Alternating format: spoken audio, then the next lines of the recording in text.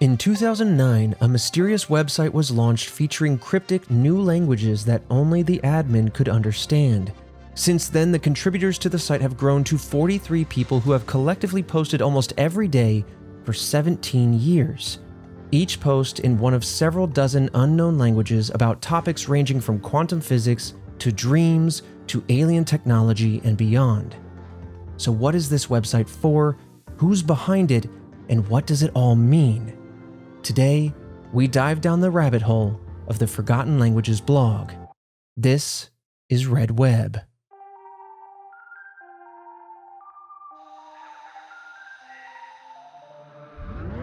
Welcome back, Task Force. Boy, we got a doozy for you today. I am your resident mystery enthusiast, Trevor Collins, and joining me hearing this case for the very first time, Alfredo Diaz. This feels like a throwback. Mm-hmm. I am very in right now. I'm plugged in.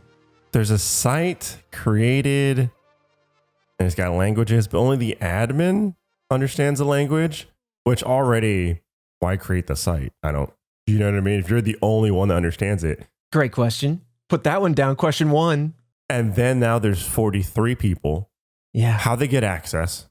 Uh-huh. How do they understand the language? Right, yep. And then now they seem like buff scientists. And now they're rippling from mind to toe. Yeah, dude. Just like It's a wild trip. it's wild, but also I don't know. Are these a bunch of people that are just seeing past the veil? Are these a bunch of people with different experience, like weird experiences that are all coming together? I don't know. How do you get vetted for this? Like, I want to see like a documentary on that, like trying to get vetted into this group, because what is this group? Like, what do you mean? It's just riddled with questions. And honestly, Task Force, this is very much a throwback. I know a lot of people have wanted us to revisit internet mysteries and things, and I can't believe we haven't done this one earlier. This reminds me so much, all the way back to episode 1, Lake City Quiet Pills, episode I think 2 and 3, Cicada 3301, Voynich manuscript, we talked about that. It is so cryptic, so mysterious, and I think it's so daunting. That's why it's just sat in our notes page for so long. Forgotten Languages blog, we'll check that out someday. I didn't realize how deep this rabbit hole goes. It essentially attaches to almost every topic we've talked about. You know, we uncover true crime, internet mysteries, the unknown, the gambit.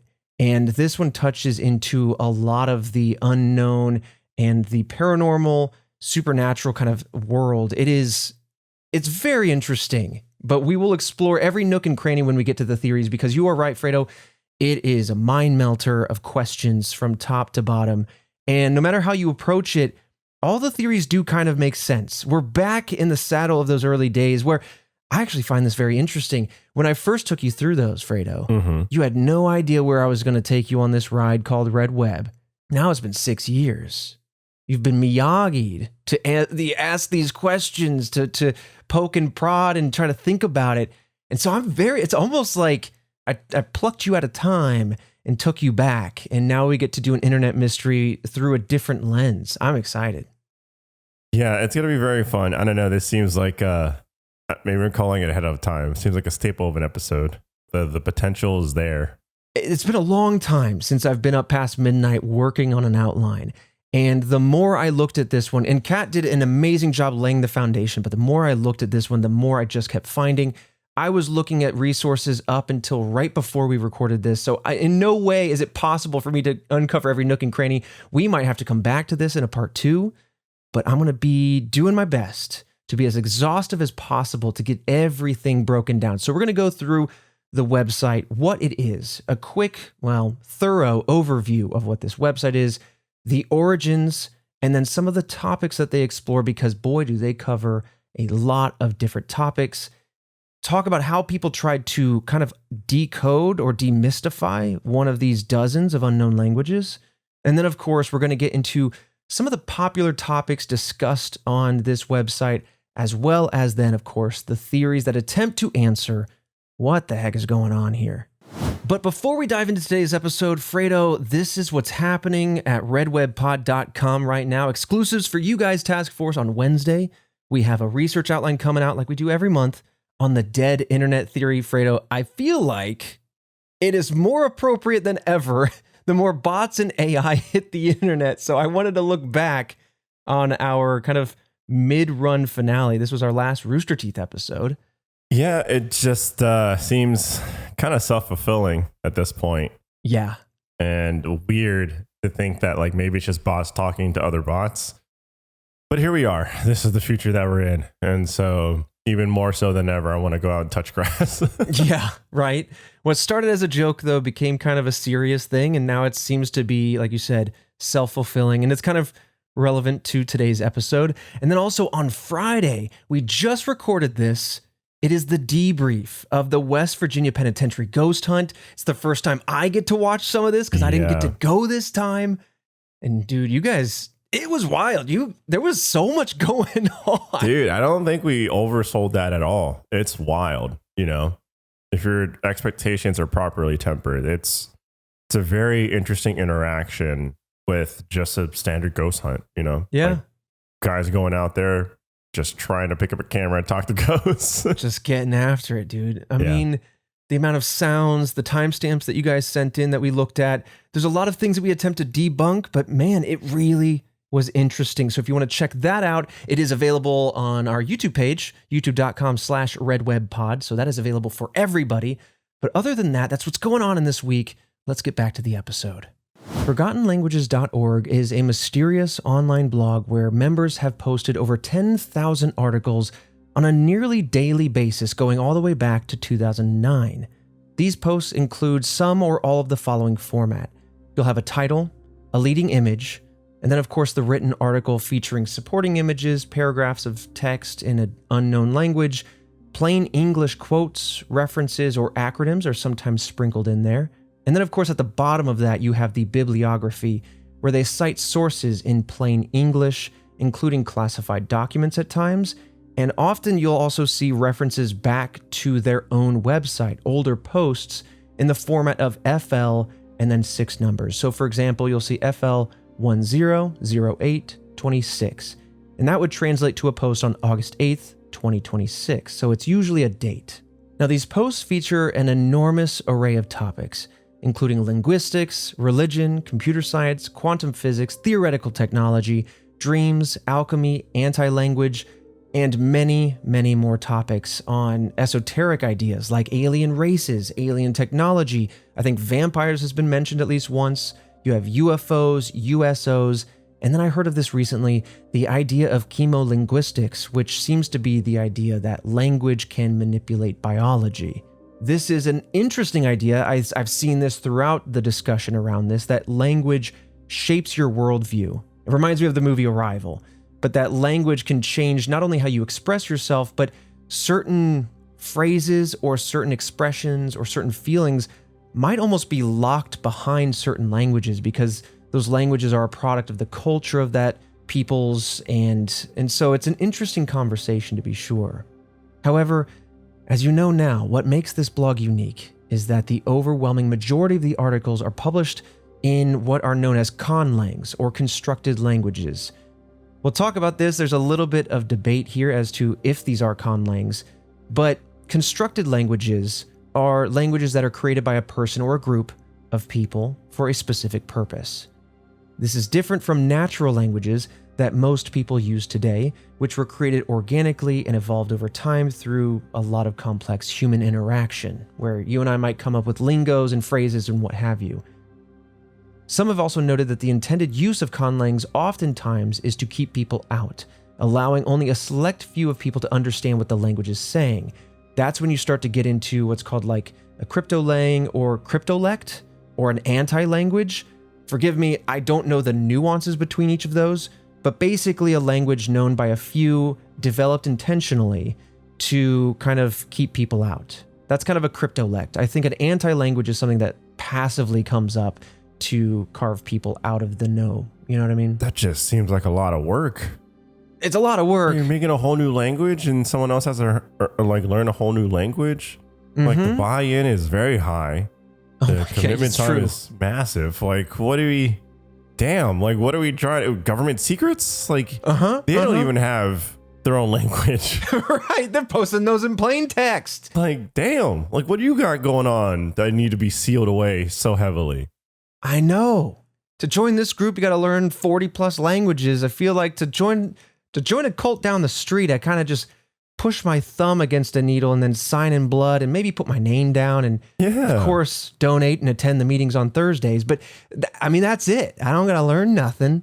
I'm also just like, man, if I was the government and I just, you have the money and everything like that, I would just be like, let me take one of the newer recruits and just be like, just your job is to infiltrate and see what's going on there. Just see what's going on over there.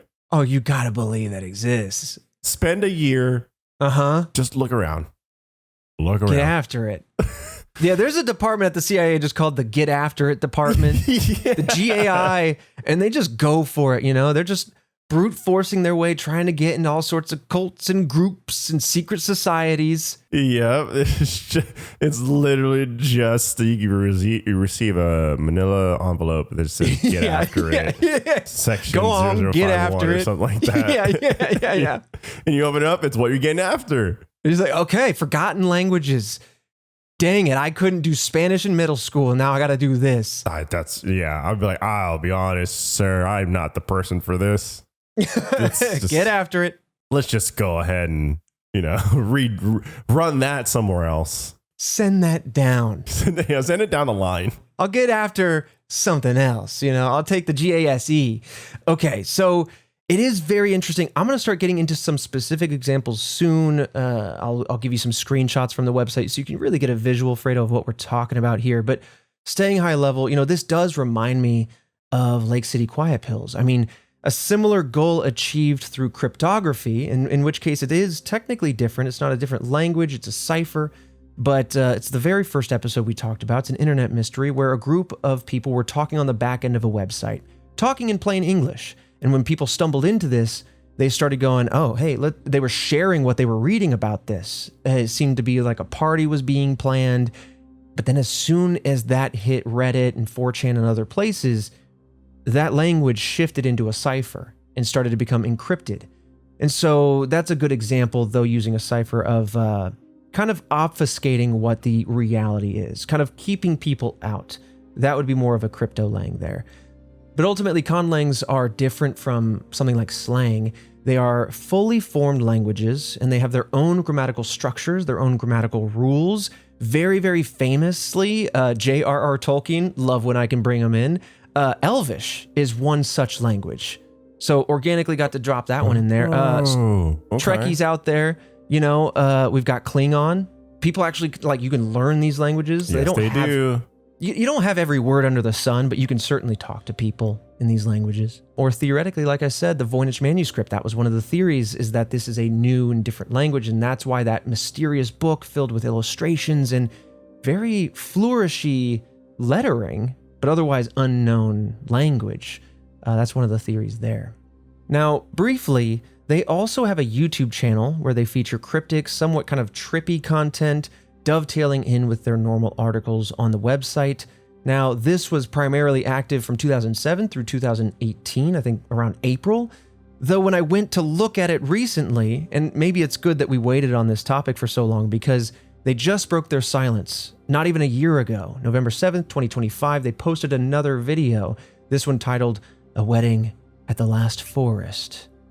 Now, I think it has a lot to do, that you could pick up trends and themes, of course, whether it be post-apocalyptic, climate change, New World Order energy, but this video seemingly was made with generative AI, is what it looks like. It features a lot of strange images of people wearing gas masks, walking through wastelands and destitute forests. Very, very strange visuals. You could expect a lot of that on that channel. That seems like a lot of fanfare, though. You know what I mean? A little bit of fanfare, yeah. Yeah, it seems like they're, trying to fluff stuff up. Yeah. Now, thanks to, speaking of videos, an incredible video that I haven't even finished yet. Again, it's just I've been constantly doing research, and I stumbled into this Redditor, VideoWays5262, who is very active on the Forgotten Languages subreddit, which is a wonderful place. They're still pretty active, that community.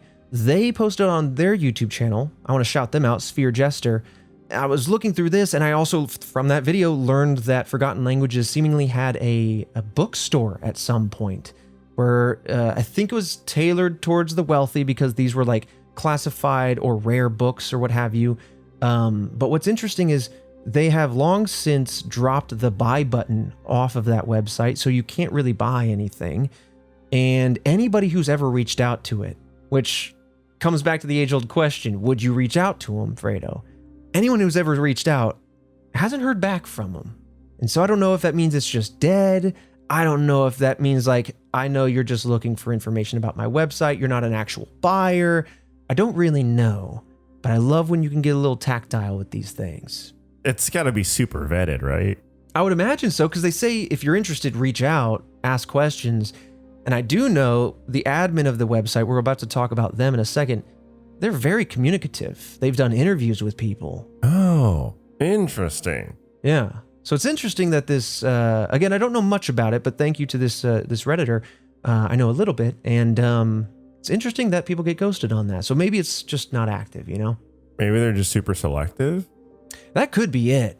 It could be that too. I mean, like nowadays, everyone's got social media. You can easily look up some information on people and just be like, nah. Yeah. And judge them right before you even meet them. You know, when you start emailing from, Huck Johnson at gae.gov, he's like, this is the get after it community. I'm not responding to you, Huck. Yeah, that is a trap. That's a trap right there. Getting after what I got. I wonder if anyone from the FBI, CIA, or whatever other three-letter society has actually reached out to something like this, tried to be undercover, but they're just using their bog standard .gov email. Oh, you just like, let whoops. it slip. You just go, oh, my bad. I mean, they're the GAE. They're not the top brass, They're just firing off. They're getting after it, dude. They're just blanket emails getting after it. Not, it's a numbers game for them. That's what it is. It's a numbers game. It's a numbers game. I also recognize I'm probably worthy of the get after it community because I've been saying GAE. I think it's spelled eat. Get after eat, EET. Because it's the GAI, and I bucked that one up. Okay. This episode of Red Web is sponsored by BetterHelp. Task Force, you've heard me talk about BetterHelp for quite some time now, but I don't know if we've ever dug into just how much people seem to love the service when they use it. You can check it out yourself at betterhelp.com/reviews to see amazing customer reviews in real time, or jump straight to betterhelp.com/redweb to get 10% off your first month. But those reviews are updated every single day with hundreds of people saying how much they love BetterHelp and how helpful it has been for them on their therapy journey. More than 6 million people have used BetterHelp globally, and the consistent feedback from real users makes it easy to see why so many people continue to choose BetterHelp. Therapy is a personal journey, and I appreciate BetterHelp as being a wonderful tool to start that journey. If you're like me and you don't know where to start because it kind of feels overwhelming, BetterHelp is an amazing tool to help you get started with finding the right person, which I think is essential when exploring your mental health. And BetterHelp therapists have at least 3 years and 1,000 hours of hands-on experience. They also hold all the required education, training, and certifications across a range of mental health specialties. BetterHelp makes it easy to get started. Just answer a few questions and you'll get matched with a therapist based on your needs. And switch therapists at any time if it's not the right fit. See the reviews, what stands out, and see if BetterHelp is right for you. Visit betterhelp.com/redweb. That's betterhelp.com/redweb. So that's kind of a crash course of this website. There are, again, like daily posts going on here, and you can look all the way back to the beginnings of this website, which I'm about to talk about. But it is a very interesting website, extremely active, and a lot of these articles seem to be almost like translated references. So it's other documents, other books, other poems, other articles, other scientific papers, kind of moved into one of these various unknown languages and then documented on this website. That's kind of what it is. It's not somebody kind of waxing poetic in their own words in a mysterious language. Got it. It's almost just documenting it through a code. Now, the site has been around for nearly 17 years, and from the very beginning, It's grown from one person to maybe a few years after that, somewhere like 13 or so in about 5 or 6 years of existing, all the way to now, where there are 43 contributors listed on the website, all of whom use pseudonyms. You have people like Nida, Duanin, Iris, and each of them seemingly are designated as experts in their own area of knowledge. And then you have what I have in my notes is the founder of the blog. This was kind of hard to decipher if they were the founder, one of the co-founders, but they themselves kind of say, I'm not too worried with who founded this, but they are certainly one of the most active and one of the most communicative of all of these contributors. And that would be an individual also going by a pseudonym, Angel. So Angel is who we're going to talk about quite a bit.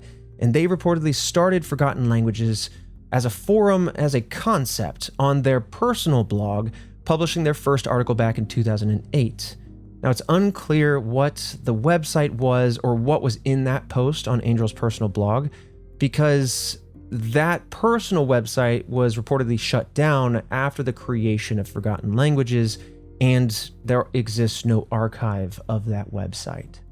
But if we go to Forgotten Languages and we look back through the annals of time, much like any old school blog, you can kind of click on the side there and you can go to the month and year all the way back to the beginning. And so if you go there, you can go all the way back to July 3rd, 2005. There you'll find a simple post consisting of a header image, the same one that the website uses. And then you have 3 somewhat empty posts that weren't made until October of 2008. Though these seemingly provide indexing and organizing structure, they don't really have much else themselves.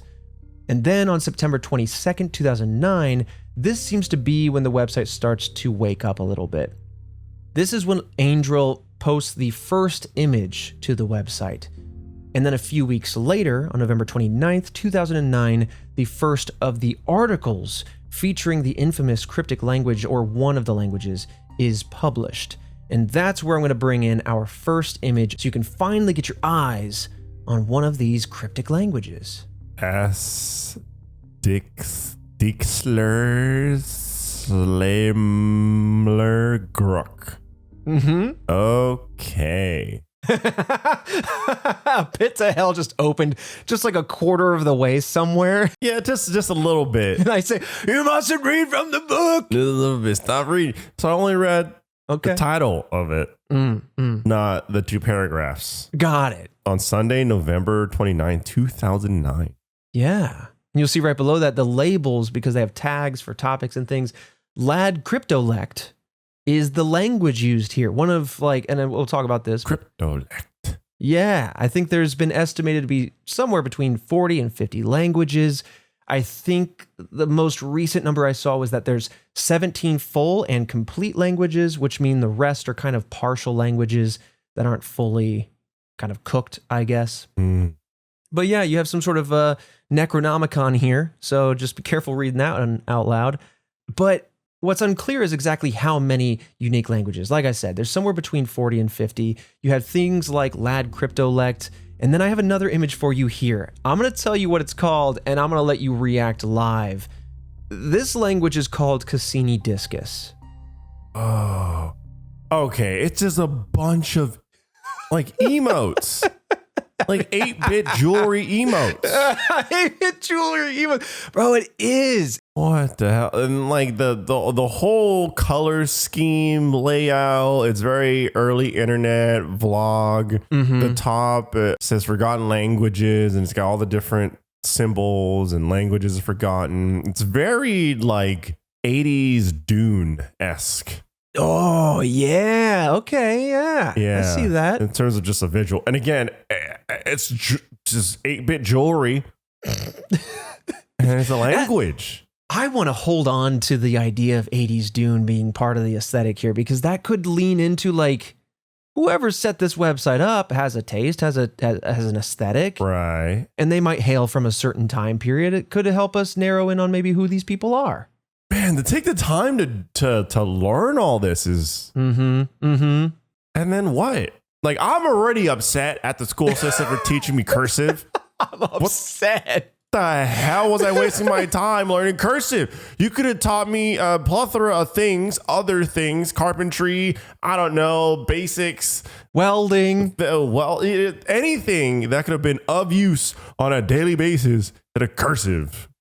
Yeah, you know what? Yeah, I think there's so many household skills, whether it be electrical or just like basic carpentry that or working on your car. Yeah.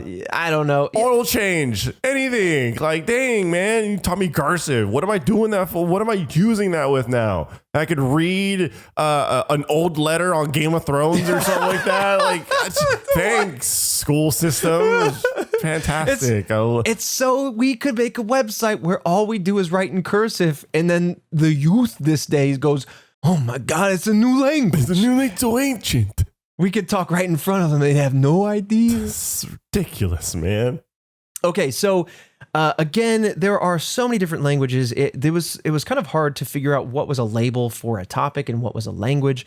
But Cassini Discus, I've read that it's kind of a fourth dimensional language. Honestly, I think it reads like a two-dimensional scan. So I just gave you a 14-second video from the Forgotten Languages YouTube channel, Fredo. If you want to take a listen to that, or at least visualize it, because basically what's happening is there's a vertical bar that is scanning from left to right over this Cassini Discus. Because Cassini Discus is a bunch of like rectangles, triangles, various symbols that look almost like runes, and they're not even like evenly spaced like normal English letters would be. They're kind of like, some are small, some are big, some are unevenly spaced. They're differently spaced vertically as well as horizontally. And this video shows a line scanning over it from left to right, all top to bottom. And so it's almost like it uses only the x-axis to figure out what symbol goes next, no matter where it is on the y-axis, if that makes sense. Yeah. So when it's scanning, is it essentially reading it out? It's scanning it, and then it's kind of like each symbol has a note or a kind of sound to it. And then people have migrated that into spectrograms to figure out if there's like hidden languages or what have you. But honestly, the spectrogram just shows these symbols. This looks like the kind of complex gibberish that you would see in the background monitor of a Star Trek episode. Right. You know what I mean? Like someone's just there pretending to type stuff in and the monitor, it's like red symbols, and then it's just like a line going through, like scanning through, and then like I'm like, and they're like, yes, I've hailed the photon cannons. And it's like, all right, dude, hell yeah. Yeah. I love Star Trek. But you know what I mean? Like, yeah, it does feel like a motion graphic artist kind of, this looks futuristic, splat, put that on the screen. Yeah. But anyway, as you were watching that, I was kind of vamping to describe what's happening to the task force. But ultimately, it's kind of confusing. It's almost like, you know, some languages read top to bottom, right to left. English reads left to right, top to bottom, as you go down the lines. This, almost like it's just one scan from left to right. And no matter where it is, up and down, it's just whatever symbol comes next. So it becomes like this very two-dimensional grid of symbols to look at. Honestly, I feel like who's ever looking at this, even if they know this language, is chucking it into a translator and not actually reading it like this. But all this to say, some are very interesting looking like this, but most of the other languages that you're going to see on this website include various different alphabets, whether it be the Latin alphabet, the Cyrillic alphabet, I don't know, like you'll just see a bunch of different familiar languages or familiar alphabets, but different languages. Now, adding to the cryptic nature of this website, the identities of the blog contributors are, as you know, protected and anonymous. First, they have pseudonyms. Second, you don't even know who they really are. Now, this does not stop them, however, from being open and receptive to questions about the blog. Specifically, Angel themselves has been very responsive to email exchanges about the blog, sometimes doing full-on interviews through the email. For example, on the website abovetopsecret.com, there was a user named TopDog81 who published their interaction with Angel. Real quick aside, I want to give some context for what Above Top Secret is, because I feel like this is a task force staple. I had no idea what this website was, but if I did, I feel like I'd be interested. So it was founded in 1999. Above Top Secret was essentially a very popular forum known mostly for all things paranormal, conspiracy theories, UFOs, secret government projects, things like that. We've explored some of these topics. And it wasn't uncommon for UFO and military footage to leak on this website long before they made it to the public and long before the military or the government would actually publicly acknowledge this footage, which gave it some credence, some credit on the street. And the website also had its share of people being critical of this material because they wanted to actually analyze it. Debunking footage, not just taking everything at face value. Now, long story short, eventually, after new leadership took over in 2022, the site shut down unexpectedly in the spring of 2025. So that's just some website history, but this is the context with which this post is being made. So TopDog81 wrote this, quote, "I'm interested.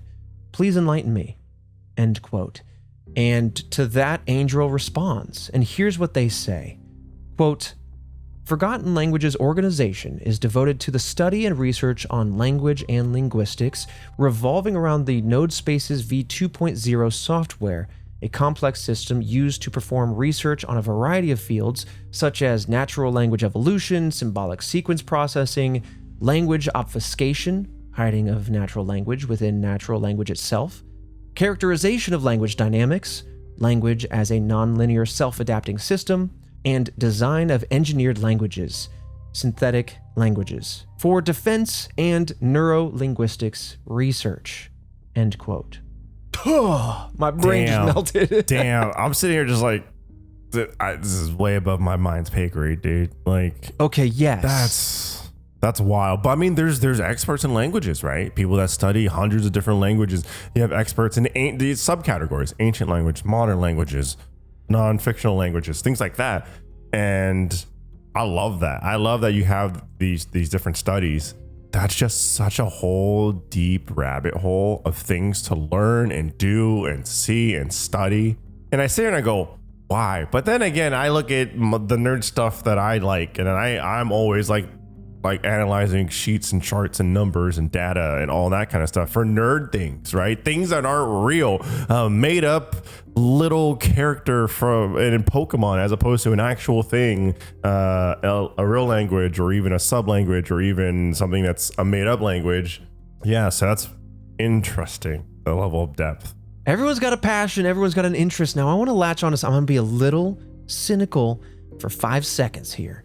Okay. I don't want to be that wet blanket, but I want to be a little cynical because I've seen so much of this stuff and I love it so much. I gotta be, like the tough love in the room here, because two reactions happen when I read a paragraph like this. It's either expressive of somebody who very clearly knows a lot, and I think there's a lot of that here. And you're impressed by the jargon, you're impressed by the listing of very deep and hard to understand concepts that all kind of merge and mesh together. And so it kind of gives the air of somebody who definitely knows what they're talking about. But then the cynic in me also, a lot of people glaze over when they see something like this. And so they just go, that person must know what they're talking about. They must be smart.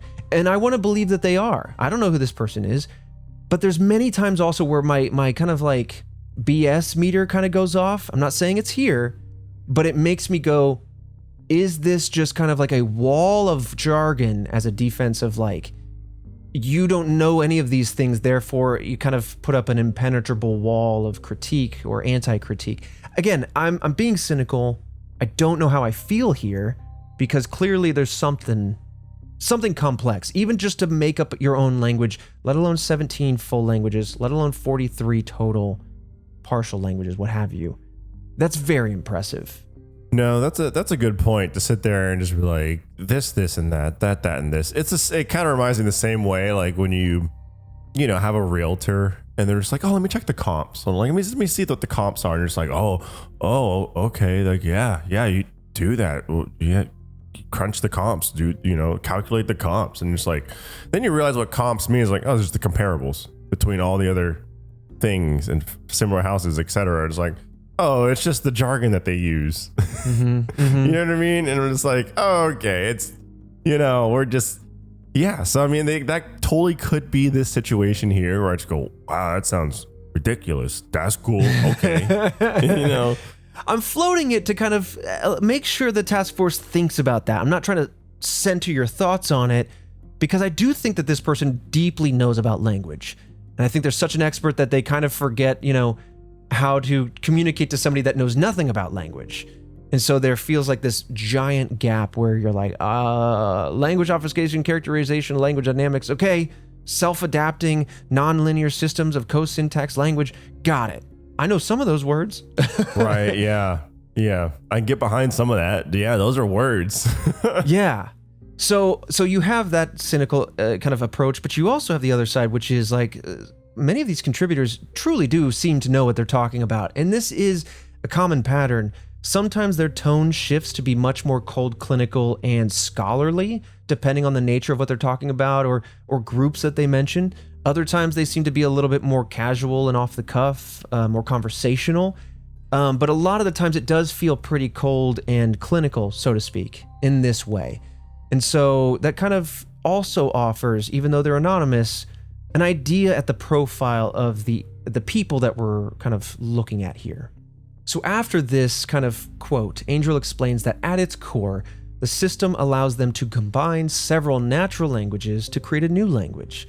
This then is processed using additional programming languages to expose it to what they call language evolution artificially. So whereas English has constantly evolved over the centuries, and if I took you out of time and threw you 500, 800 years back, you probably wouldn't be able to understand the English that is being spoken. Very true.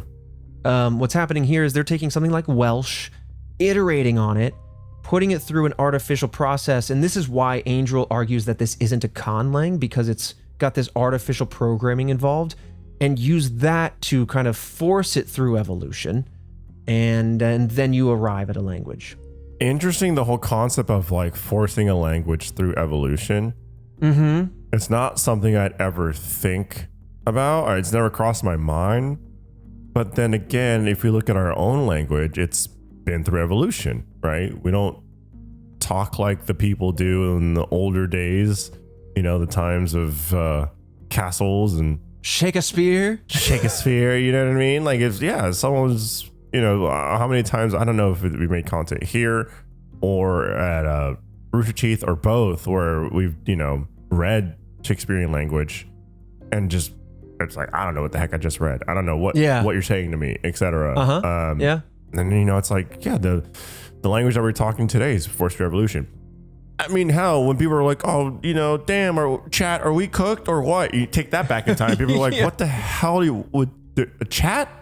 What does cooking have to do with this? Yeah, are we making a meal? But that's evolution or de-evolution. Right. But that's happening, right? Yes. So I just never thought about that. I just never thought like evolution of languages, but I mean, it's definitely a thing. It's so there.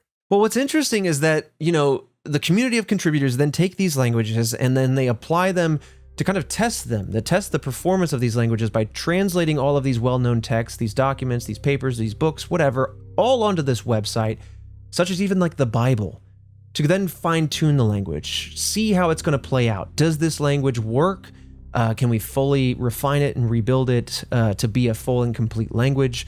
But what's interesting too is that I've seen throughout much of the conversation around Reddit and around this website is that, again, reading a lot of the quotes from Angel, it seems like language is centered to how people view the world. And there's a lot of open positing as to, like, if you can control the language, you can control how people think, feel, you can kind of control reality. And so there's also conversations, though, about, like, if you want to communicate with something that isn't human, you need to kind of get someone else's hands or something else's hands in play. Maybe that's what the artificial element's doing, is so it's not stuck in the kind of human wavelength. If you want to speak to, in theory, an alien or an animal of some kind, you need to force the language through hoops and barriers that are outside of the confines of our mind. And that's kind of what they're thinking about here. And so maybe that is part of what's happening. A little this, a little that, Yeah, that's a good point. But ultimately, going through this process confirms that all the contributors, including Angel, are essentially the only people who know these languages. I imagine that whoever makes them, Angel or one of the group, probably has a translator on the back end. I don't know if they sit there and just become visually fluent in these, or if they just copy paste these to kind of encrypt and decrypt, so to speak. But finally, Angel notes that the engineered languages allow the use for, quote, information sharing and human connection on a private basis, end quote. And I think that's also essential to kind of my theory. We'll end on my theory that tries to connect everything. I try to do the omni theory thing. Overall arcing. Yeah. And the fact that they're sharing all of this, whether it be esoteric or traditional knowledge, under the idea of doing it privately, that I think is the crux of the why. There are many answers for why, but I think that is important. So, like I said, interestingly, Angel states that the languages are not conlangs, even though technically they qualify as a conlang on paper. And some believe Angel holds this viewpoint simply because these languages are going through some level of computer generation. And nowadays, with all of this AI and large language models and what have you, it feels like, bang, you do that, the snap of your fingers. But understanding that this started back in 2009, I do think that there is some level of brilliance happening here. To even just shift a language into a new language is pretty intriguing. So, moving into the topics, as previously mentioned, the website hosts a wide array of subject matter and discussions, and even though all the posts are in various unknown languages, some posts contain direct English quotes. This is super important because, and I don't want to lose you, I'm going to try to explain why and how these work, but by having these anchors, they're actually called stones. I'll talk about why, but having plain English phrases, references, acronyms, quotes in the middle of these otherwise gobbledygook articles allows people to then have something to search. They can then go to Google and search those English quotes to figure out what the initial resource was. So if you say like, we the people, etc., you have now this phrase, we the people, and I can go to Google and say, okay, what famous document has we the people on it? Oh, boom, got it. And then you can use that to kind of try to reverse engineer this language, right? Yeah. So it essentially gives you like an entry point, right? Like it gives you an entry point. A crack that you can use to pry open. Yeah. Okay. Take a look at this next image I have for you. This is just a random example of one of the many bibliographies or resources at the bottom of an article. What you'll notice is that the bibliography, you'll see there FL 220620, that's a self-referential. That's what I was kind of talking about earlier, where Forgotten Languages references themselves. But everything else there is almost a normal, MLA format kind of resource. It's in plain English. You see Dan J, 1980, and it talks about where they're referencing from. And so when you look at this, and when you look at some of the English quotes kind of built into the articles, this has opened the door for some users who have begun to kind of decode fragments of these unknown languages. They would take the references here so they could kind of have a short list of where to look, and then they could look within these references for specific quotes. So if they have an English phrase in the article, they can then go to one of these books and say, is this in there? And if it is, let's find everything outside of that around it and then hold that up to the article. Because again, these articles are just resources translated and then posted. They're not kind of like, you know what I mean? They're not like someone's thoughts on a matter necessarily. Right. Yeah, I mean, it just creates a bunch of jumping off points. Mm-hmm. And so less secretive than I thought for some of this stuff, Right. It's like, well, we're creating our whole language, but then you'll have specific words that are just in English. And it's like, okay, well, that kind of creates like, it's like I said, a jumping off point, a starting point for people to kind of, deconstruct it and analyze it. Mm-hmm. Mm-hmm. Yeah. Yeah. It's, and so that I want you to hold on to, this idea that it isn't an impenetrable secret. It feels very secretive. It feels very mysterious, but there is a small sliver of a door. And that, again, I think might be intentional. That also plays into some of the theories. But ultimately, these, as I'm calling them, anchor sentences, these English phrases, these quotes, what have you, in the middle of these unknown language articles, have been referred to as stones, in reference to the Rosetta Stone. This is an ancient stone from, I want to say, the 2nd century, maybe older, forgive me. But ultimately, in like the 1820s, we knew ancient Greek. And the Rosetta Stone had ancient Greek on it. It also had ancient Egyptian hieroglyphics on it. And we didn't know how to read ancient Egyptian hieroglyphics. And so we were able to brute force it because a scholar who knew ancient Greek could kind of compare the symbols to the ancient Greek and start to go, there are patterns. The canary here means this word, or the sun means this word. And from doing that repeatedly, they were able to reverse engineer hieroglyphics. So in the same way, you can do the same thing. Once you have that stone or that sentence in English, you can go to the reference and backtrack. I'll give you an example to really help. This is kind of like a little like hard to describe, but no, but it's really cool though, and I understand the overall concept of it. Yeah. And there's like everything's derived from something. I think very rarely you're gonna have someone just completely starting from scratch, right? And then building from there. If anything, it might be inspired, might not be by lettering, but it could be structure, could be format, could, things like that. And then you can backtrack those things. Absolutely. Absolutely. You see the commas are still in place. You see the line breaks for the paragraphs, etc. Mm-hmm. I should have just read what I had here. In simple terms, I scripted this out to help myself here.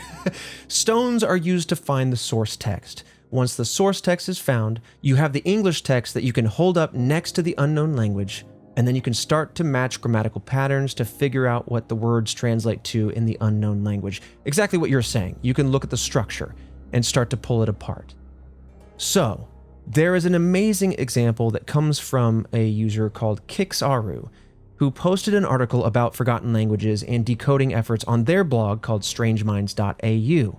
Now, in this article, they detail how they were able to translate the Forgotten Languages article. And again, I don't know how to pronounce this. It's an unknown language, but it's titled Philitha Shwishe Ilashim. Okay. Yeah. So go ahead and quote me on that. Take a look at this next image, and we'll put it on screen for you, Task Force, as I kind of walk you through this example. All right. So in the article featuring this unknown language, there is a portion of text that simply reads Ostish Kanian Shwishe Jer 49.7-22 Ezek 25.12-14 35.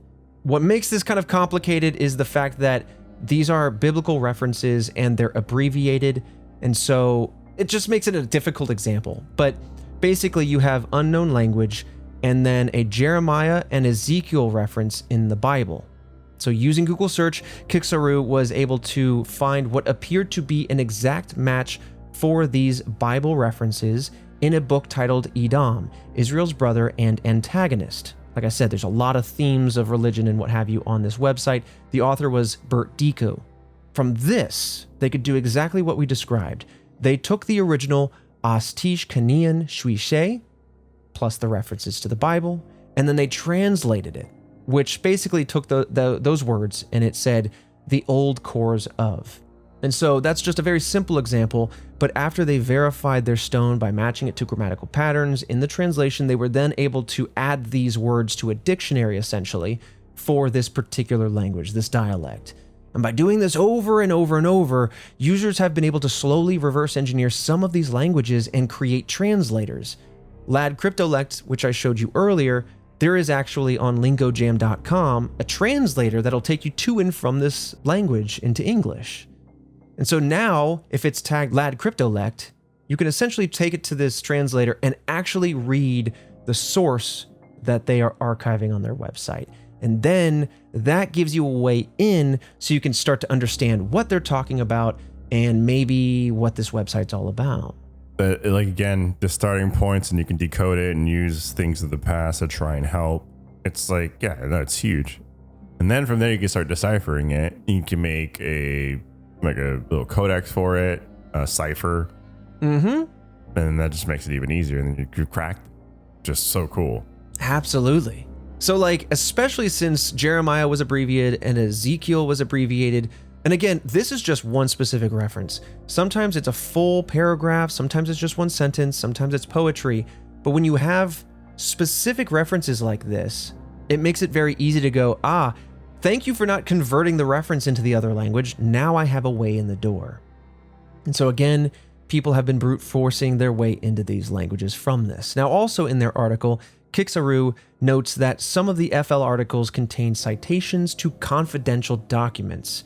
I have an example of this in our next image, Fredo, and I've got it highlighted in red there. Preliminary report, witness protection program.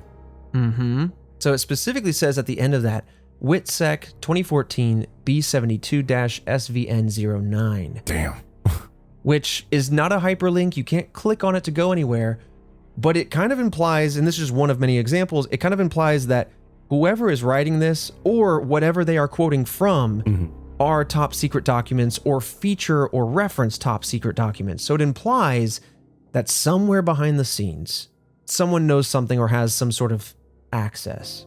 Yeah, it's some kind of like reference to something. It's logged it, it's coded it, and so I don't know. It's kind of just like you got to just be in the know. But then also kind of like you look at that and go, okay. So it fends off a lot of just the casual people, right? Absolutely. Or it's like, it is what it is. All right. Yep.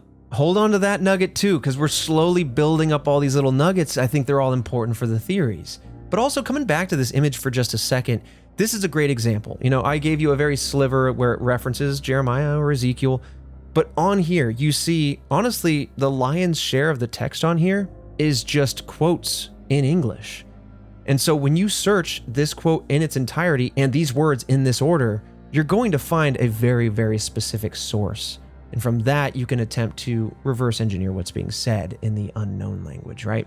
Now, ultimately, there are several internet sleuths actively trying to decode these articles and unlock the truth, whatever that truth may be.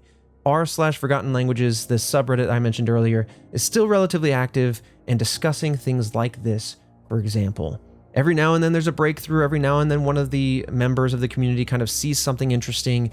And that's where this is so hard for me to collate with Kat, because it almost takes, at this point, 17 years of articles, it takes a hive mind. People who have seen or been around this topic and been an expert on this, I am by no means a full expert on this topic, to understand what's under every stone and what stones to unturn to attach them to every different idea. So it truly is a red web, a conspiracy board of wild and interesting ideas. Yeah, which is fantastic. You just got a bunch of people in this virtual room essentially trying to make all these pins and connections. And then taking a step back, looking at the board again, someone walks up, pins something to something else, and goes, okay. Yeah, yes. Then they all go, and they clap. Yes. Soft claps too. Nothing, yeah. Yeah, nothing too excited. They know they're still deep in it, but they're getting after it. That's why I want to shout out that video I mentioned earlier on again, because again, that was a user from that Reddit community, and I haven't finished the video yet, but they clearly are in tune with all the nuance. And so again, shout out to Sphere Jester. If you want to take a look at their video after this, I highly recommend it. Okay, so in addition to traditional books and confidential documents, like I said, they also reference themselves. I'm not going to break this down any further. The numbers are the day, the month, and the year. Those are the 6 numbers.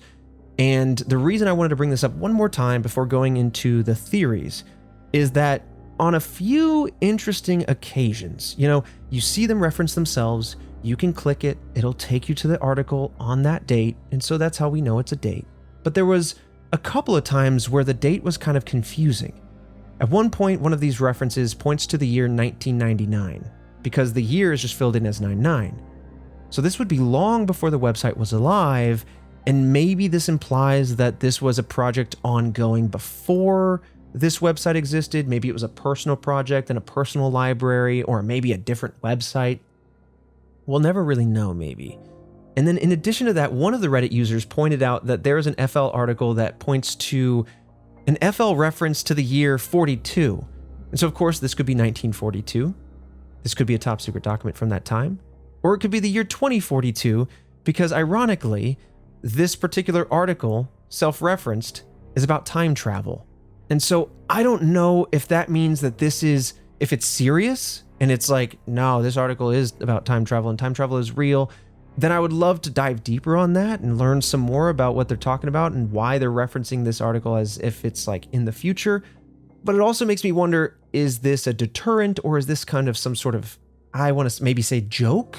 And if it is a joke, if it is just some sort of, this will be funny it's time travel, so let's just note this as 42. It kind of undercuts to me the almost omnipresent serious tone everywhere else. And so it makes me kind of like wonder about the true nature and the authenticity of what's happening. You know what I mean? Yeah, because again, it could just be for the fun of it, you know? Yeah, and it could be. And then you just start adding things like time travel already without the language barrier and the shrouded mystery and everything like that. Just the word time travel, you're hesitant, right? You're not going to outright disbelieve it. And then so now it's like, okay, do I have to put in all this time and effort and work for something that is just made up, or just this rabbit hole that leads to nothing? Yeah. And so I don't know. It's interesting. And so there's a lot of people that go, whoa, that's mind blowing. But I'm also like, that's not proof of time travel. But if you got it, let me see it. I want to see the proof of the evidence, the juice.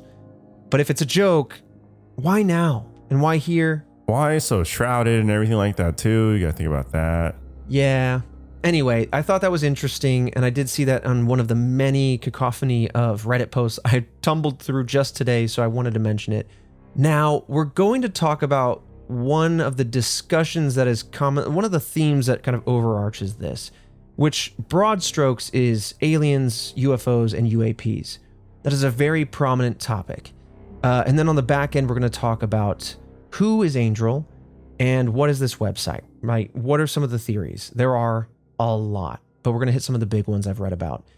But one of the interesting overarching topics, which I won't be able to do it justice, again, there are so many topics that honestly, this gave me like 5 different other Red Web episode ideas, because I feel like Forgotten Languages is somehow the nexus point of this web of mysteries and UFOs and secret government experiments, some of which we've covered, some of which we haven't. So it's hard to go into the weeds on some of these things. But this one I thought was interesting. From what decoders and various theorists have gathered, there is a recurring theme throughout the FL post, and that is the concept of 2 alien factions. I don't know if I'm going to pronounce these right, but you have the Denebians and the Giselians, or maybe the Gazelians. Say what? 2 alien factions, and they're just fighting on a forum? Like, well, maybe the Earth is that forum, you know? Okay. When the fleet florps land on a Glasgoop and they stick their fingers in the threshers, someone's going to get gablorped, okay? Yeah. So write that down. Just jot that down. Yeah, I'm jotting it down. Okay. I'm too facetious here, but there's a Reddit user named UA Perplexed who wrote about this discussion in the Forgotten Languages subreddit. I've seen many of their posts. They're very active. And according to their FL articles, the Denebians are the group responsible for encouraging Earth to play a subservient role in the interstellar framework of society. This very much plays into the grand theory that I've heard all over the place, that Earth is part of a cosmic society, but we're just not allowed to know about it. They haven't made contact with us, or they have, and the governments, or like them, have kept the kind of people from knowing. And so this just kind of provides more color for that. Now, it's unclear if there's any relation between these Denebians, and unfortunately, talking about Star Trek franchise, you've got the fictional Denebians from Star Trek.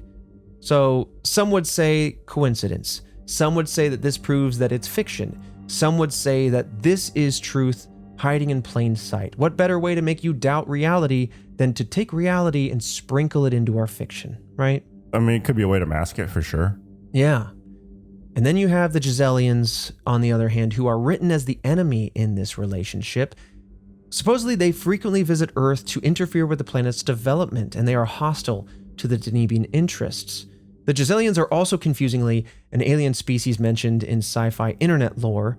So again, things get a little blurry on, is this leaked truth? Is this raw fiction? Or is there some truth here? I don't know. Now, the name actually comes from a real location. And I want to say this properly. I've seen Giselle, I've also seen Gisel, but it is a small place in Iran.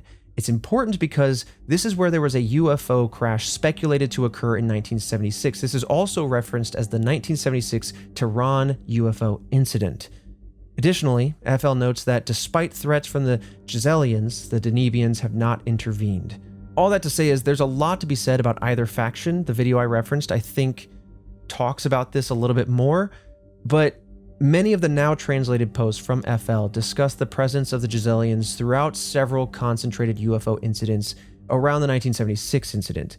Basically, that the Tehran incident was a moment where the local Air Force saw a UAP, something came down and landed. It was bright, emanating light. They thought it might have been a missile or a bomb, but it didn't blow up. And so they approached it, and it turns out that this was part of a greater string of other UAP phenomenon and incidents where basically humans were making contact with the Giselians or collecting Giselian artifacts. This is where, once again, and confusingly, I've heard about the Cassini discus, not only as a language, but also as some sort of artifact or a location. I don't know. I haven't gone that deep on this yet. But it also goes on to talk about how the Mexican government around this time observed intelligent signals around the planet. And it seemed that they were talking to one another, almost ignoring the fact that humans were here. And this kind of has people openly theorizing that maybe these aliens, Giselians or what have you, have zero interest in humans, and that they've been here this whole time. They're talking to one another, and maybe that they're seeking something, etc., all while humans are simply doing their own thing, trying to recover lost aircraft, both on the surface and underwater. That's where we talk about USOs. I know then that the website gets way deep into like orbs, and not like ghost orbs, but like these plasmoids, these like glowing balls of orbs in the sky, and what those are and how they exist. Maybe we'll do a whole episode, because it's like, it's fascinating, but I'm looking for like that hard evidence, you know? Right, yeah. But it really starts to get, there's a lot of conversation, suffice to say, around this. And for theorists, this has raised questions about the hierarchies of any sort of potential cosmic or extraterrestrial space or community, as well as this, quote, non-interference doctrine, end quote, that might be governing said cosmic beings. So again, this is where you can really run with it. To me, it's either we have to start with, is it or isn't it? Do they exist? Are they here or are they not?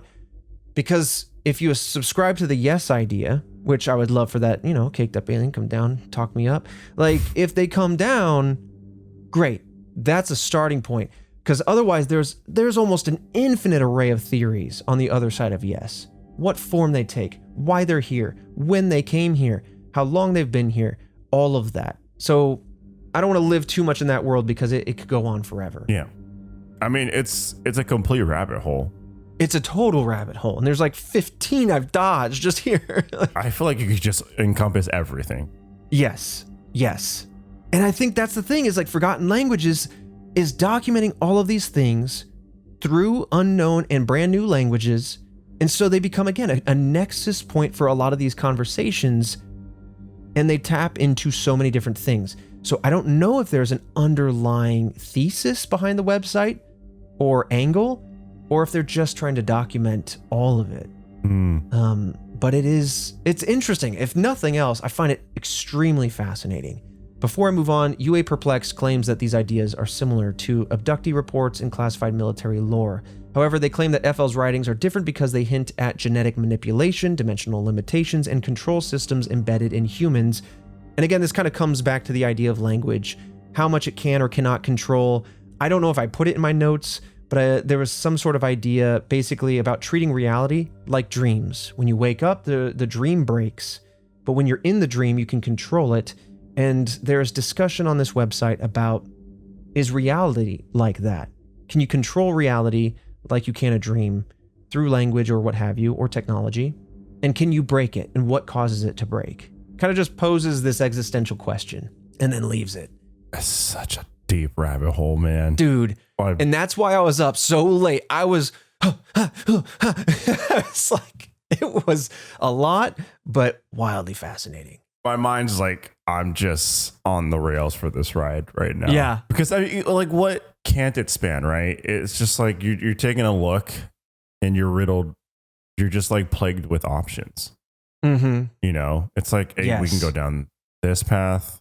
We can go that time travel. It's like all encompassing, but nothing is proven. And so it's just still kind of just like, all right, I guess I'll just stay surface level because nothing, you know, I don't know. Or if you have something that speaks to you, then you go down the path. But like, yeah, it's very interesting. And again, I think you stumbled into a nugget I want you to hold on to. Put that in your little coin purse of knowledge, and we'll bring out all those nuggets at the end because I think that there's a way to wrap it all together. I'm cooking over here. Now, understandably, discussions such as this one and many of the other theories that I've seen out there lead people to ask the question or ask and wonder who the writers behind these narratives are, what they know or don't know. Is this real, or is this theoretical, or is it all fiction? This will set up some of the theories. But before we dive into the other angles on what the website itself is for, let's ask the preceding question, which is, who is Angel? Now, I know the community isn't interested in doxing anybody. I don't think we end up with an actual identity here, but interestingly, internet sleuths have at one point or another gotten very, very close, only for it to kind of vanish at the very almost finish line. I'll kind of walk you through it. Okay, I'm going to say how so. Yeah. So given the history and the origins of the FL blog, it's clear that Angel is the driving force. They post pretty much the most and from the beginning. And for years, many have wondered about their identity, how they and their entire FL team can access such classified documents and such rare books and what have you. Additionally, many of the writings and emails from Angel detail topics that are incredibly complex and would require advanced knowledge of science and computer programming, or at least an advanced diploma in BS-ery. You know what I mean? Yeah. Just making it up. Yeah, it's just like, man, you really took the time. You had a lot of free time. And you took that time to just BS a lot of stuff. Yeah. But it feels strong enough. It feels cohesive enough to honestly feel like this person knows at least a little bit, if not fully, what they're talking about. So in the early 2010s, Angel was writing on linguistics message boards about the creation and purpose behind the FL blog. In their messaging, it's clear that they viewed language development and human interaction from a complex and mathematical standpoint, which again already speaks of innate genius, I think, to kind of equate. There is a rhythm, especially to music, but to put that on language, I think, is wildly interesting. Yeah. But from this, it would greatly narrow the suspect pool, as the person would have to have a very unique skill set, like Liam Neeson's, featuring expertise in linguistics, advanced math, and physics. Then in 2016, there was an anonymous user on an archived 4chan discussion board on the 4Plebs forum that found a breakthrough. Essentially, a translator's profile was found online that listed 2 emails. One for a man named Ruben Serdan, and the other was Angel at domain.com. I'm not just going to dox an email right here, but Angel and their email was posted associated with a name. So, and this is listed, by the way, openly on the website as the contact email for the website. So it's available, but okay. I won't say it. Now, the translator profile listed Serdan as based out of Almeria, Spain. A beautiful little town. I went to Google Street View and it's like right there near Gibraltar. Just a very small little area. However, more information would emerge after further investigation. Okay, it was found that he offered services translating, get your pen and paper, Indonesian, Bosnian, Serbian, Macedonian, Croatian, Persian, and Bulgarian all into Spanish. The profile also listed that his topic areas of expertise were pen and paper, computer systems, chemistry, biology, archaeology, military, physics, religion, and more. Now, this list is so comprehensive it almost feels fake, but those are the main topics of discussion over on the Forgotten Languages blog. And so there seems immediately to be a huge overlap. Did this person accidentally play their hand and expose their real name is the question. Now, at the time of this first discovery, all that matched was the email, and no actions came from it. That is, until his name circulated in the Spanish media 4 years later.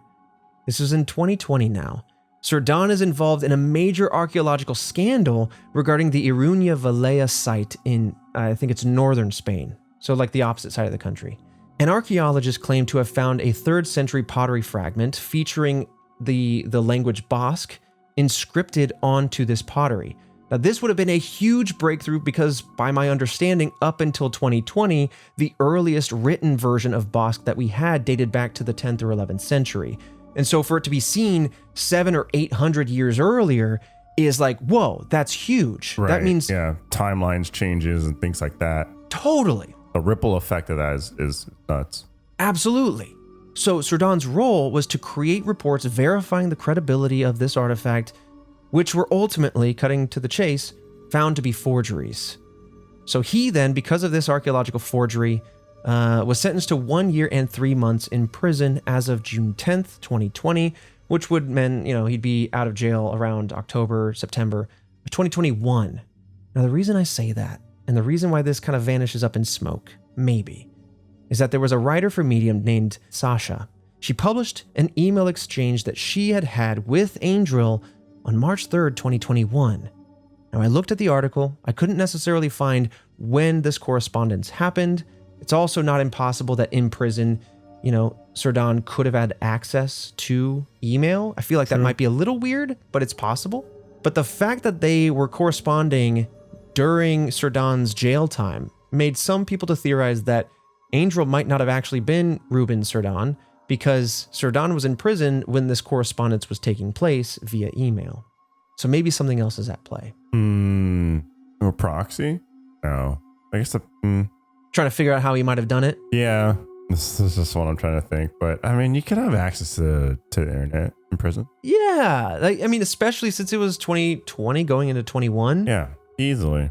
Especially since quarantine was going on strong then. And so again, I'm guessing here, but family members might not be able to come in to visit as often. And so maybe there are more. Well, they might have upped the access on internet accessibility for sure. It's possible. So I'm just saying, people have thrown it out, which makes sense. I understand why, but maybe it's still on the table. I don't know. Now with that, it kind of leads into this next opening, the unfurling of the theories. So given the complexities of the content and what has come out about Sirdan, some believe that it's not the community of writers at all that's putting all these articles together, especially now in the year of 2026, but maybe it's just AI. I don't know how this answers for the year 2009. Right. It could speak to the brilliance of this individual that they were so early on, that they were testing early versions of AI. Obviously someone had to come up with the idea. Someone had to crack the egg. That's true. And it could have been way before the times that we think it was, right? Yeah. Well, yeah, you know what? We talked about that in this show. There's advanced technologies that militaries have access to that eventually we do as well, but they have had, once we get it, they have had it for decades. That's true. That's a good point. If this person has access, oh no, now I'm getting my tinfoil hat on. If they have access to confidential documents, could this be somebody who is in the Get After It headquarters and they have access to early AI? Or maybe they're brilliant enough to develop those early AI systems. Who knows? Now, there is a few reasons for this beyond just it would be easy to do it now. You just go to whoever.com and type it in and it generates it ad nauseum. But there are other reasons that people have pointed out throughout the years, even before LLMs were a big thing. It had been years of just daily posting. Now it's been almost 17 years, some would say nearly 20 years of this kind of as an idea. But ultimately, there's no funding behind this whole thing. There's no ads. There's no sort of public financing backing any of this site. Beyond the book selling that might have happened for however long. And to post this constantly, it feels like it's someone's life work. But now that they have 43 people and I think about it, that's like a post every month and a half. Yeah. I don't know. It doesn't seem like it's grown enough to be profitable or something you can really monetize. Yeah. It's more along the lines of a passion project for me, to be honest. Yeah, I can see that. I can see how AI would do it for sure. But I also we don't know how long this person was developing their language before the website was launched. And then if you're just kind of taking resources, translating them into your language, and then posting them, you can kind of do that really quickly. Even with a bot that's not AI, you could do that and then schedule them all to go out daily. At a certain point, once you've got the language done, it kind of comes quickly, right? Yeah, it's kind of like self-automated at that point. Yeah, I know I'm simplifying a lot, but it's just, I could see how it would be person, not AI here. But I could also see easily, AI just seems like it's going to be forevermore the easy, it could be AI. It's just the hand-wavy answer now. Yeah, we're just in that world now. Yeah, unfortunately. Additionally, some have come forward claiming that they themselves were contributors or former contributors, I should say, but were never really able to prove it. You always have someone being like, I did it, I was there, but we don't know for sure. Mostly this happens in Discord communities that are related to the blog, so we don't know for a fact. Some have also noted that many of the email correspondences coming from Angel and other writers seem, I kind of mentioned this earlier, unnaturally rigid, almost artificial in the way it's written. I don't know how many M dashes are in these emails, for example, but I think there are telltale signs of AI writing versus like someone who is just a little bit more like a graduate student or even like a graduate professor. I've talked to them. They're going to be a little bit more, especially when you talk about their expertise, they're going to be very buttoned up. I will say that some of the people on that 4Plebs forum back in 2016, I think it was, they were like, quote, they talk as if they aren't human, end quote. And so you start to connect that with the idea there's themes around super AI or like self-aware quantum computing AI that can predict things, and that maybe, then this gets into fringe theories that maybe this is, and I'll jump ahead here, that is this a quantum computer that leapt onto the internet and is now doing its thing, trying to manipulate people by having kind of a headquarters online and not only predicting the future in text, but also like archiving everything in a crypto lang that we can't fully understand. Like, you can go really far with it when you have so many question marks. But in the idea of it being fake, though, I don't want to get away from this. A common answer to that is that this might be a LARP or an ARG, right? True. There's man, at first, when I first was introduced to ARGs, I was like, this is so cool. It's so, you know what I mean? It's so interactive, etc. And now I'm just like, man, now I got a bunch of possible ARG options, but I don't want them to be interactive ARGs. You know what I mean? I just want them to be like real or not. Yes. You're so interesting and so intricate. I just want you to be something more. Yeah. Now, flying in the face of this being an ARG is the fact that it isn't really funded. There's not a lot of like rules. All ARGs don't necessarily need overt rules. They don't need to engage with a community. But the fact that this has been going on for so long, it does make it hard to believe it's an ARG.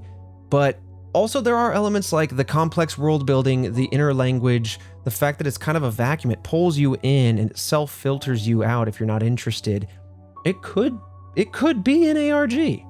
But ultimately, this kind of broad theory says that it's not really a real thing, that it's kind of fake in a way, that it's collating information to attract you in, to kind of not really say anything necessarily. Now, this is where we get into, I kind of put a shotgun blast of theories, starting from somewhere a little bit more grounded, moving into some wild areas, okay? I'll just say that. And it's not by any means comprehensive. But per an interview with Angel, the original name of the website was Lingua Obliterata, or Barren Languages. And they say that the move to the name Forgotten Languages represents their mission of the, quote, recovery of forgotten and suppressed knowledge, end quote. And so with that in mind, maybe this website is a genuine research collective of people sharing ideas and studies behind a secretive language, so that way it's kind of safe for whatever reason. It can kind of stay insular and it can be comprehensive, but it can't be like taken down or kind of like infiltrated. I don't know, because there's that barrier, right? Yeah, but it's just, such high levels for something that could just be a passion project, not lucrative, or just kind of like a bit, It could be a bit. That'd be a heck of a bit.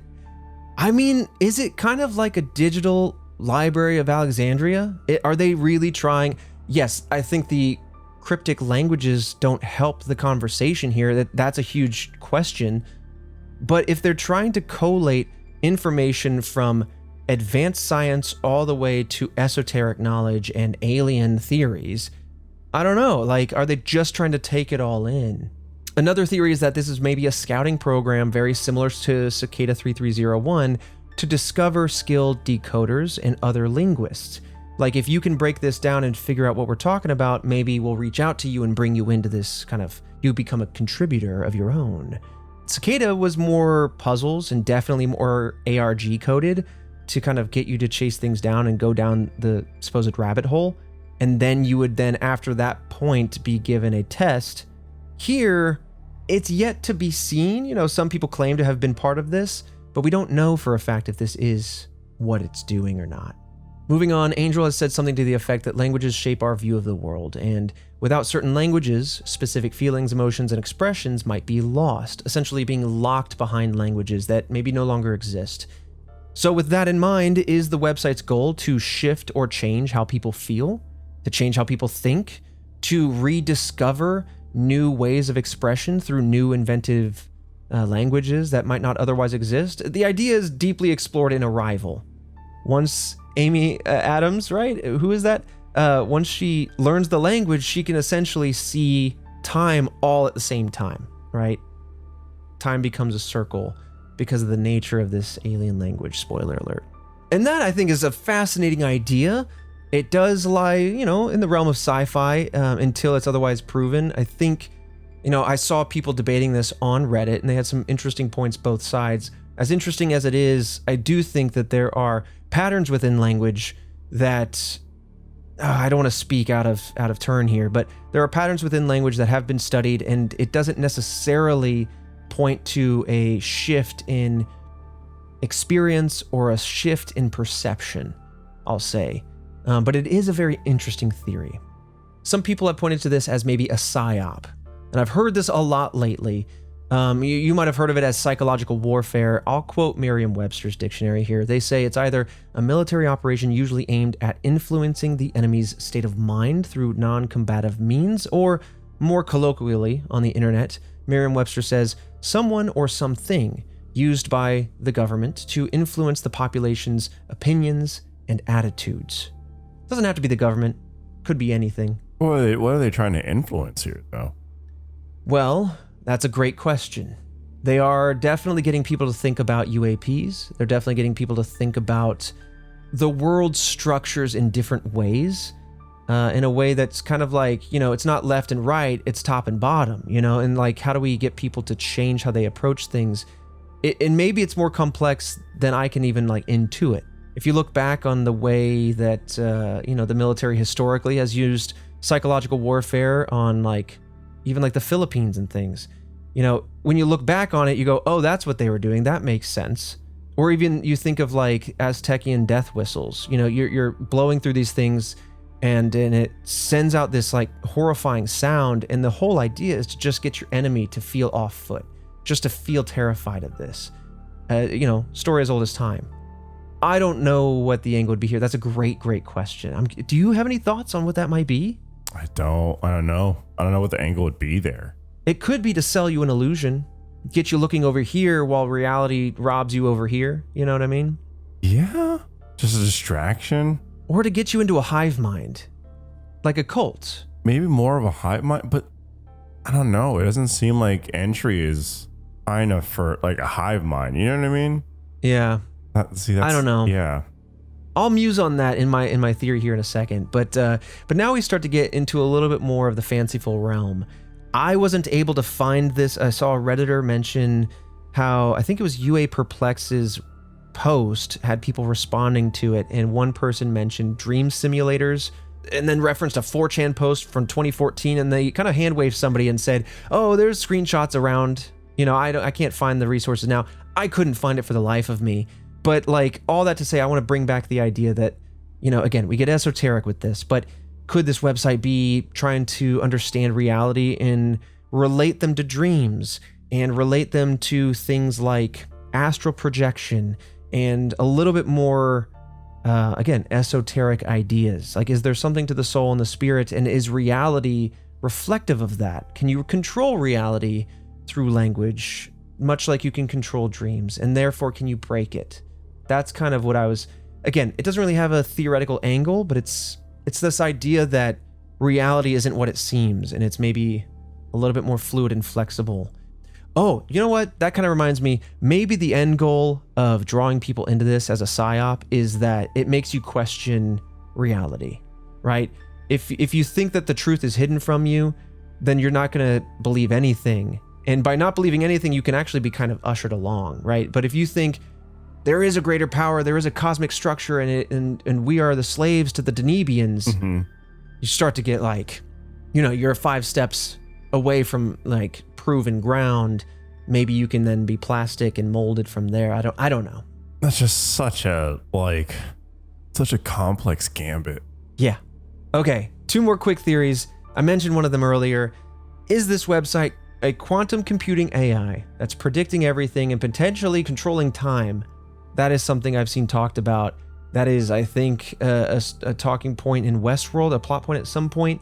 The idea that once an AI can become sufficiently advanced, what's to stop them from essentially predicting all human behavior? And if you can do that, can you start to nudge people? You know, Eagle Eye style. You start to blackmail and probe at how you know people, and you can then play the chess game in your head of quantum computing. And I don't know if this website is that, but it is a scary idea. And then, of course, you have, is this website run by ancient vampires? Okay. but the thing is, it's so small and niche, and so it's just so hard to think like with big scale theories. I think so. I think, yeah. It's just the barrier to entry is so high, and it's so small, so like very unadvertised. To me, it's either we are a collective few that have a hive mind and information that others don't, or it's just something we do as a passion, and it's just this, like, you know, we like this thing, and we just like do it. I think you're bang on the money. I don't think it needs to be some sort of like big overarching goal, some sort of like, you know, when you start talking about secret government projects, UAPs, advanced science, mathematics, linguistics, some of those having a very firm foot in like well-known theory, some of them getting a little bit more fringe. Yeah, you kind of beg people to answer it with a big answer, and I don't think it needs it. I had to write this down to kind of simplify what I was thinking past midnight, and so hopefully this makes sense. But here's kind of my thoughts. I'm very curious. This kind of builds on what you just said. So given that many of these articles point to the understanding of linguistics, they talk about fractal patterns of languages themselves, I feel like some brilliant individual used complex phonetics and mathematical patterns to absolutely make a brand new language, using normal base languages as a start. And then they used this website to mass record everything from esoteric ideas to advanced science to religion, etc., all with the goal of permanently documenting these without the risk of offending any authoritative body and getting shut down. Like if they, for some reason, they were leaking classified documents, they didn't want their whole website to be nuked because some government saw their documents being leaked.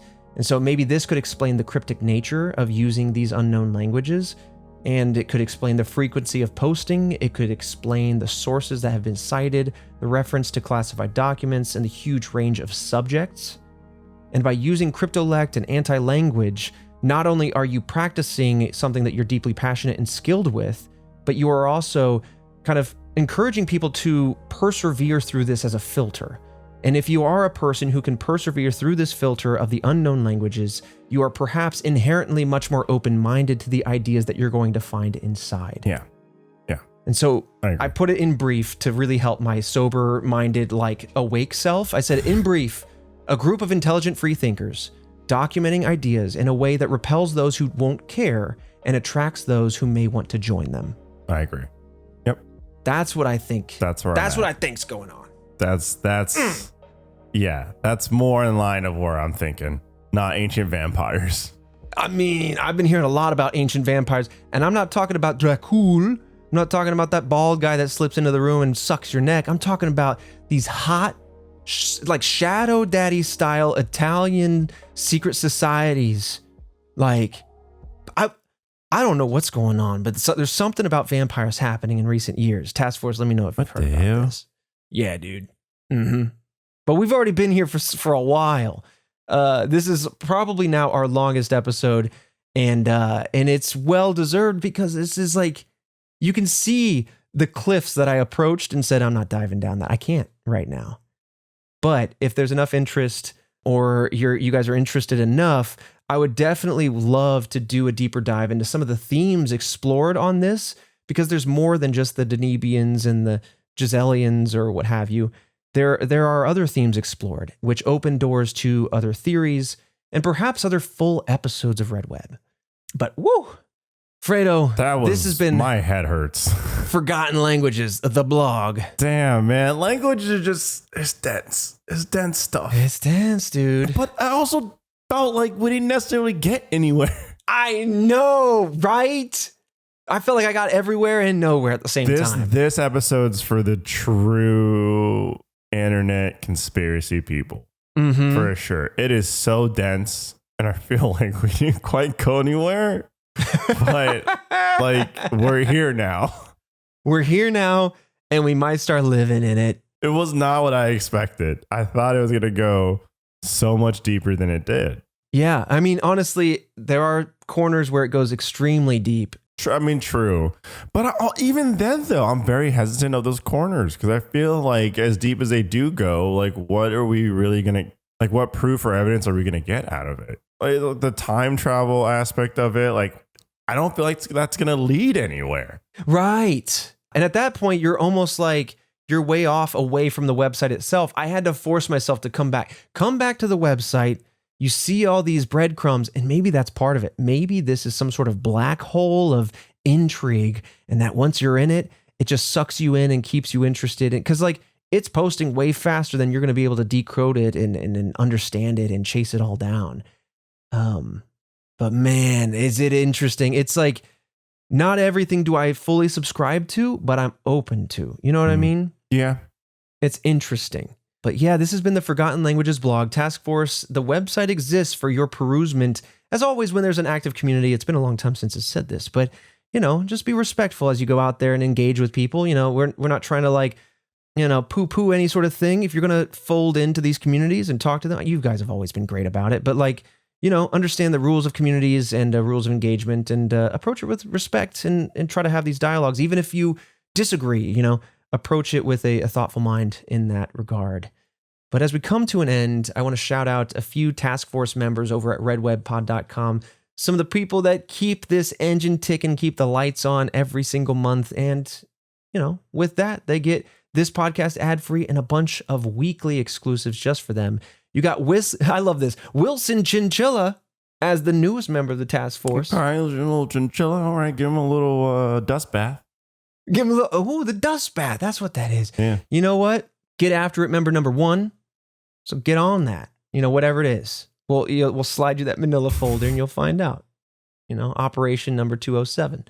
The Buff Scientists of the Week, we have Dylan Kane, and then, of course, our squonks, Brett O'Meara, Zarathustra, Andy Schrock, just to name a few. Thank you all so much for your continued support. And Task Force, let us know what you think at the Discord channel, available also at redwoodpod.com, because every single week, we love to see your theories, and this one is a doozy. And also let us know if we should approach this again. There's comments wherever you listen to us, so we'll be seeing those.